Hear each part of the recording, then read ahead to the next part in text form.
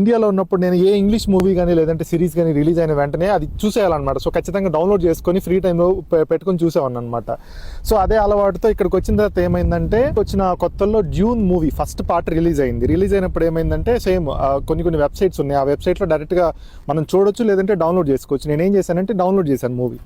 చేసిన తర్వాత కొన్ని రోజులకి ఏమైందంటే, ఒక 10 days 15 daysకి నాకు మా ఇంటర్నెట్ సర్వీస్ ప్రొవైడర్ ఎవడైతే ఉన్నాడో వాడికి వార్నర్ బ్రదర్స్ నుంచి ఒక మెయిల్ వచ్చింది. ఆ మెయిల్ని యాజ్ ఇట్ ఈస్గా నాకు ఫార్వర్డ్ చేశాడు. యాక్చువల్గా వార్నర్ బ్రదర్స్ వాడు మెయిల్ పంపించింది నా గురించే.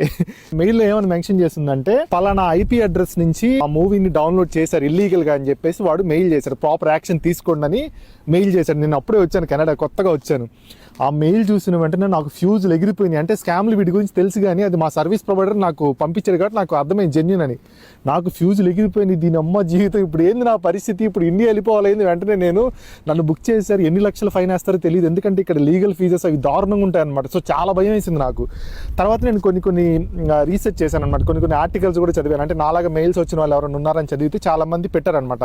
అంత ప్రాపర్ రీసెర్చ్ చేసిన తర్వాత నాకు అర్థమైంది ఏంటి అంటే, కెనడాలో ఎట్టి పరిస్థితుల్లో కూడా ఏ మూవీని కూడా ఇల్లీగల్గా నువ్వు ఇల్లీగల్ సైట్స్ నుంచి డౌన్లోడ్ మాత్రం చేయకూడదు.